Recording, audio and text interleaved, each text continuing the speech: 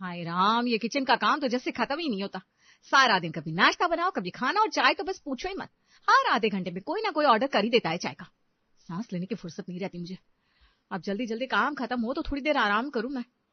तभी परमेश्वरी ने साक्षी को आवाज दी, बेटा तेरे पापा जी के दोस्त आए, जरा चाय और नाश्ता ले आना। लो, आ गया चाय का न्योता। उफ, परेशान हो गई हूं मैं। ऊपर से सबकी अलग अलग डिमांड, ये बना दो वो बना दो।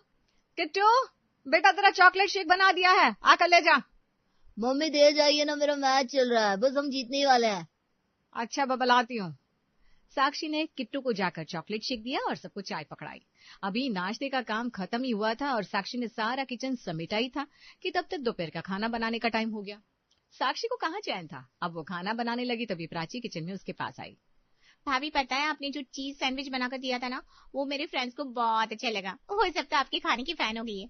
एक दिन मैं उन्हें बुलाऊंगी और आप उन्हें ना पेट भरकर खाना खिलाना। हाँ ठीक है दीदी, बुला लीजिएगा किसी दिन।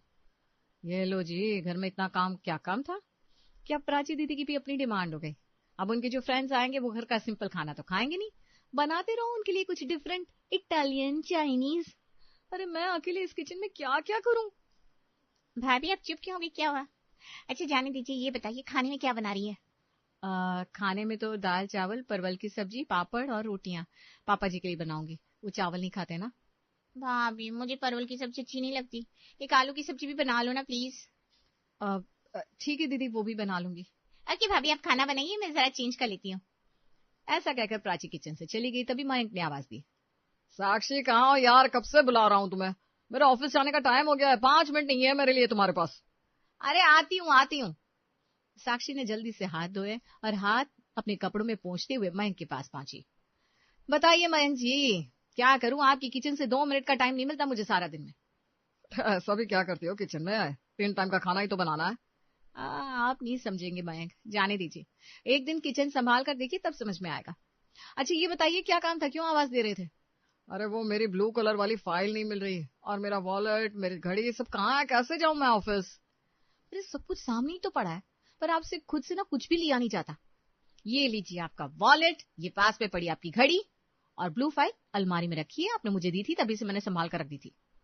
तो तुम्हें पता है कि मेरी हर चीज तुम ही संभाल कर रखती हो, मुझे कुछ अपने से मिलता नहीं, तो सही टाइम पर आकर सब दे दिया करो ना। मैं तो आना चाहती हूँ मयंक, लेकिन अभी तो कहा मेरे काम खत्म ही नहीं होते, कैसे आऊं। ठीक है फिर तुम रहो अपने किचन में, मैं जा रहा हूँ ऑफिस, बाय। ठीक है मयंक, बाय। मैं कल से कोशिश करूंगी आपकी सारी चीज आपको सही टाइम पर मिल जाए। मयंक और साक्षी का रोज का ऐसा ही था। साक्षी को टाइम नहीं मिलता था और मयंक को सारी चीज अपने टाइम पर मिलती नहीं थी, इसलिए वो नाराज होकर ही ऑफिस चला जाता था। आज भी ऐसा ही हुआ। साक्षी भी अब वापस किचन के अंदर चली गई। तभी झुमकी आई।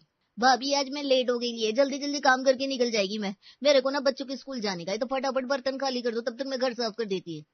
अरे झुमकी, तू देख रही है ना मैं खाना बना रही हूँ। अब मेरे 10 हाथ थोड़ी ना है जो मैं खाना भी बनाऊं, तुझे फटाफट बर्तन भी खाली करके दे दूं। एक तो तू देर से आई है और फिर जल्दी मचा रही है, थोड़ा सब्र कर।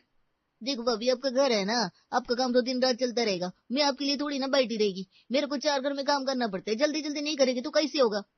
तभी वहां परमेश्वरी आती है। क्या हुआ साक्षी बेटा, ये झुमकी क्या बोले जा रही है। देखिए ना मम्मी जी, एक तो ऑलरेडी लेट से आई है, ऊपर से नखरे देखिए, जल्दी करो जल्दी करो। इसका ना ये रोज का है, और फिर जल्दी जल्दी काम करके जाती है और काम अच्छे भी नहीं होते। देखो भाभी, मेरे काम को इधर उधर नहीं बोलने का, मैं काम अच्छा ही करती है। अब बार बार आप लोग खराब करेंगे तो मैं क्या करेगी। देखा मम्मी जी कैसे जुबान चलती है इसकी। अरे अरे बस करो तुम दोनों। साक्षी बेटा तो दोपहर का खाना बना ले, झुमकी से काम मैं करवा लेती हूँ। चल झुमकी, पहले पूरे घर में डस्टिंग कर, फिर झाड़ू पोछा करना। मैं अभी देखती हूँ कैसे सफाई नहीं होती। परमेश्वरी झुमकी को सफाई करवाने ले जाती है और साक्षी सबकी फरमाइशों के हिसाब से पूरे घर का खाना बनाती है। अब साक्षी बहुत थक चुकी थी। उसी टेबल पर खाना लगाया, सबको खाना सर्व किया और खुद अपनी प्लेट लेकर कमरे में चली गई। अभी वो खाना खा ही रही थी कि उसके मोबाइल पर ज्योति का फोन आया। हेलो साक्षी, कैसी है। अरे क्या बताऊं कैसी हूँ, मेरी छोड़, तू बता तू कैसी है। मैं एकदम फर्स्ट क्लास। तुझे एक खुशखबरी देने के लिए फोन किया था। खुशखबरी, कहीं तेरी शादी तो फिक्स नहीं हो गई। बिल्कुल सही समझा तूने, जिससे मैं प्यार करती थी ना, मेरी शादी उसी के साथ घर वालों ने खुशी खुशी फिक्स कर दी है। 1 हफ्ते बाद हमारी शादी है और तुझे जरूर आना है, यही बोलने के लिए मैंने तुझे फोन किया था। अरे कांग्रेचुलेशन यार, ये तो बड़ी खुशी की बात है। पर मेरा आना देखती हूँ हो पाएगा कि नहीं। एक्चुअली किट्टू के एग्जाम्स भी आ रहे हैं और घर के काम का इतना प्रेशर है कि क्या बताऊं। तू ऐसे क्यों बोल रही है? तुझे मेरी शादी में जरूर आना होगा, और किट्टू को संभालने के लिए घर में बाकी सब है ना। तू इतनी उदास क्यों लग रही है? सच सच बता, क्या बात है? तेरे घर वाले तुझे परेशान करते हैं क्या? अरे नहीं यार ज्योति, मेरे घर वाले बहुत अच्छे हैं, मुझे बिल्कुल भी परेशान नहीं करते। बस पूरी फैमिली का खाना बनाना, सबकी अलग अलग फरमाइशें पूरी करना, मैं पूरा दिन किचन में ही रह जाती हूँ, खुद के लिए वक्त ही नहीं निकाल पाती।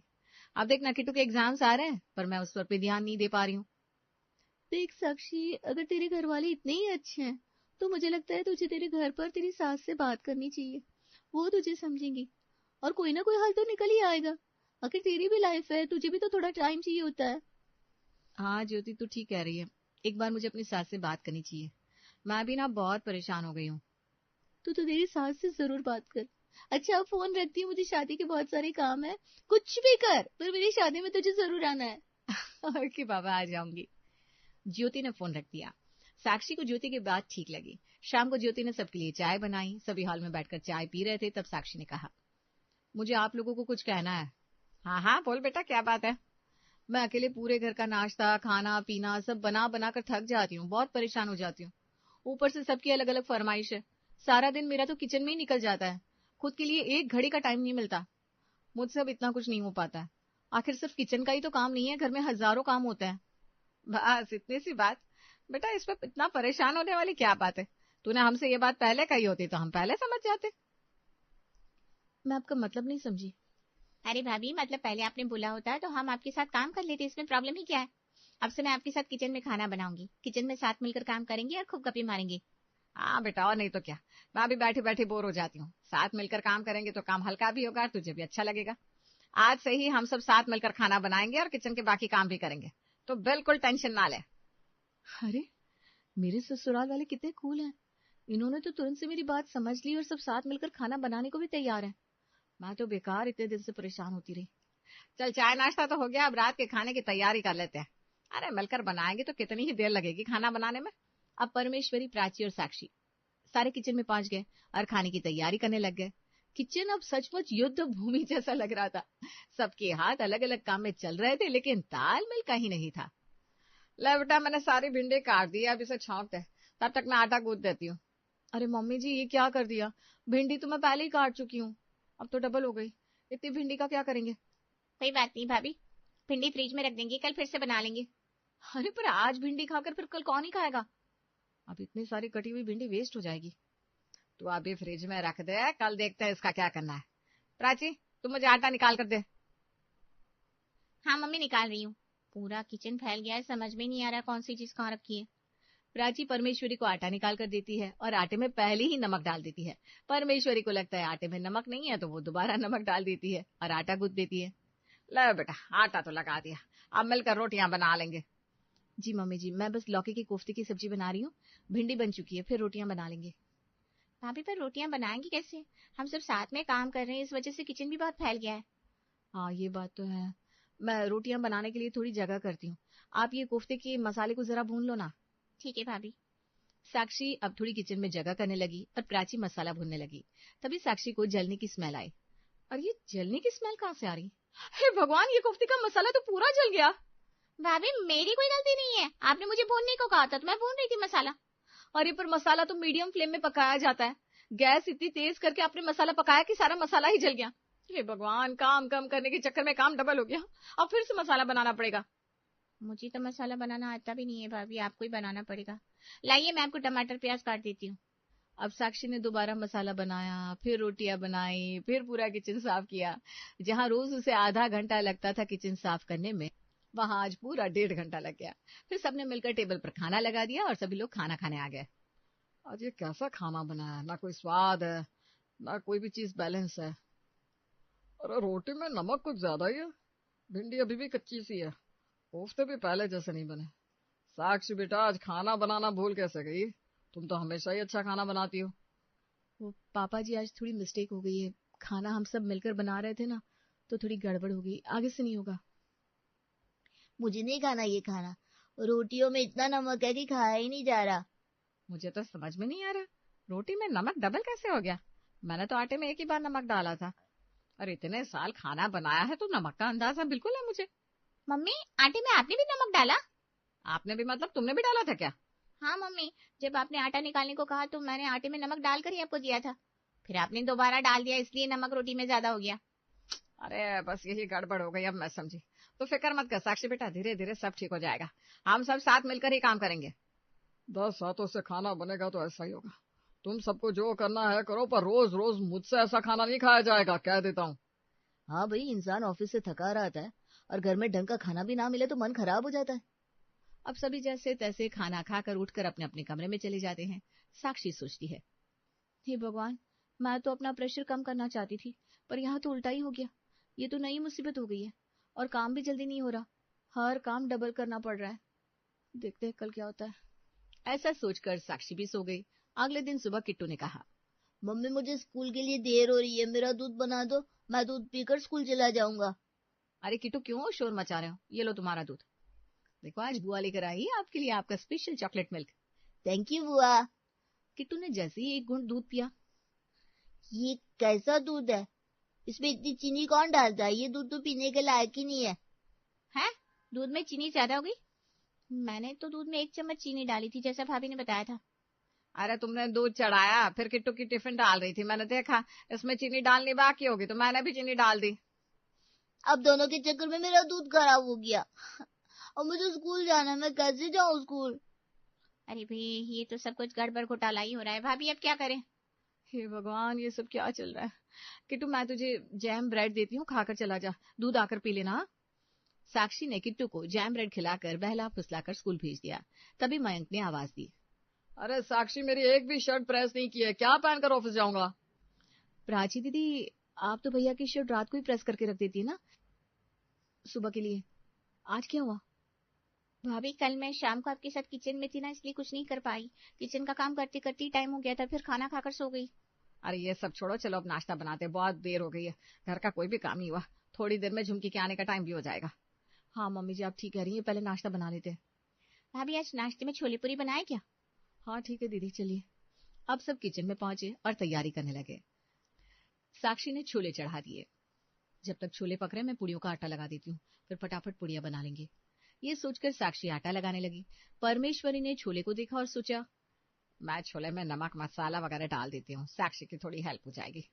अब परमेश्वरी ने उसमें मसाले डाल दिए और अपने दूसरे काम में लग गई।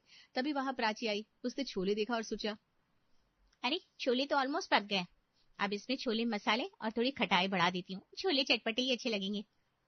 प्राची ने उसमें थोड़ा मसाला ऐड किया, फिर चली गई। तभी साक्षी आटा गूंथकर उस तरफ आई और कहा, अरे छोले तो बिल्कुल पक गए, खुशबू भी अच्छी आ रही है। इसलिए मैंने मसाले पहले ही डाल दिए थे ताकि मसाले भी छोले के साथ अच्छी तरह पक जाए। तो रसोई इतनी कैसे बिखर गई? हे भगवान, जब से मम्मी जी और दीदी को मैंने अपने साथ काम करने को कहा है, ये रसोई तो जी की आफत हो गई है। ना ही घर का कोई काम हो पाता है, ना ही रसोई ठीक से चल पा रही है। ऐसा सोचते हुए साक्षी ने सबके लिए टेबल और नाश्ता लगा दिया। सभी टेबल पर आ गए थे। जैसे ही सबने एक निवाला मुंह में लिया, और ये कैसे छोले बनाए, पूरा मुंह जल गया। उफ, इतनी मिर्च, कान गर्म हो गया मेरे तो। अब क्या रोज ऐसा बकवास खाना खाना पड़ेगा? इतने मसाले कौन डालता है? कोई टेस्ट ही नहीं है। सच में छोले तो बिल्कुल खाने लायक नहीं है। लगता है हम तीनों ने इसमें मसाले डाल दिए थे। मैंने तो पहले ही मसाले डाल दिए थे। मैंने तो बस खटाई डाली थी। और ये पूड़ियाँ देखो, एक भी गोल नहीं है। ये कैसा खाना बना रहे हो?